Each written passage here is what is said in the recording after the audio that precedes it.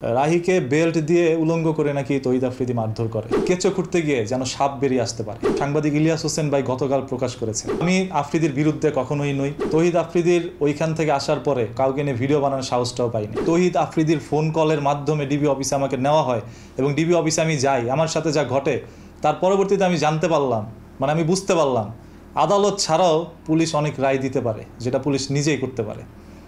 বাংলাদেশের ওই তৎকালীন পুলিশ সদস্যরা যারা আমার সাথে এরকম একটি ঘটনা ঘটায়, তারা ভাই আমার নামে কোনো অভিযোগ নাই, জিডি নাই, কোনো মামলা নাই, তারপরও কিভাবে আমার গায়ে হাত দেয়।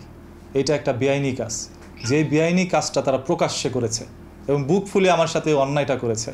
যেহেতু আমার কেউ ছিল না, তারা জানে যে আমার পরিবার তাদের কিচ্ছু করতে পারবে না, যার কারণে আমার উপর এরকম একটা অন্যায় করে। আর তহিদ আফ্রিদির একটি কলে মোটামুটি পুরো ডিবি অফিসটা কেঁপে যায়, সেটার বাস্তব প্রমাণ আপনারা পেয়েছেন। শুধু আমি নই, আমার মতো এরকম অনেক ভিকটিম আছে। আপনারা যে আস্তে আস্তে তথ্য নিচ্ছেন, অনেক তথ্য বেরিয়ে আসবে। ইভেন কেঁচো খুঁড়তে গিয়ে যেন সাপ বেরিয়ে আসতে পারে। আপনারা অনেক তথ্যই জানতে পারবেন তহিদ আফ্রিদি সম্পর্কে, যেটা সাংবাদিক ইলিয়াস হোসেন ভাই গতকাল প্রকাশ করেছে। এরকম আরও অনেক কিছু বেরিয়ে আসবে। সো আমি আফ্রিদির বিরুদ্ধে কখনোই নই, আমি কোনো কন্টেন্ট যে কোনো কন্টেন্ট ক্রিয়েটরের বিরুদ্ধে নই ভাই, যেহেতু আমরা একত্রে কাজ করি সবাই মিলেমিশে। আমার একটা সময় আমি রোস্টিং কন্টেন্ট বানাইতাম, যেখানে ফানিভাবে মানুষকে নিয়ে ভিডিও বানাইতাম। তহিদ আফ্রিদির ওইখান থেকে আসার পরে আমি আর কোনো দিন রোস্টিং কন্টেন্ট কেন, কাউকে নিয়ে ভিডিও বানানোর সাহসটাও পাইনি। আমি সবসময় এখন শুধু যেটা ঘটছে ওইটা পড়ে পড়ে মানুষকে শোনাই। নিজের কোনো ব্যক্তিগত মতামত দেওয়ার সাহসটা আমার এখন নাই। এই সাহসটা আমার শেষ করে দিছে সেদিনই। শুধু আফ্রিদিকে অনেকে মাফিয়া বলতেছে, আবার অনেকে বলছে আফ্রিদি কিছুই না, আমরা মিথ্যা কথা বলছি।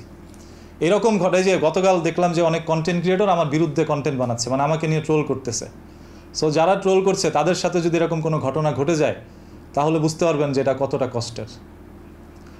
ধরেন আমি এখানে বসে আছি, আমার দুই চোখ দিছে আল্লাহ, আমি চোখ দিয়ে সব কিছু দেখছি, তবে এই চোখ যদি হঠাৎ করে বন্ধ করে দেয়, তাহলে বুঝতে পারবেন দুনিয়াটা কত অন্ধকার।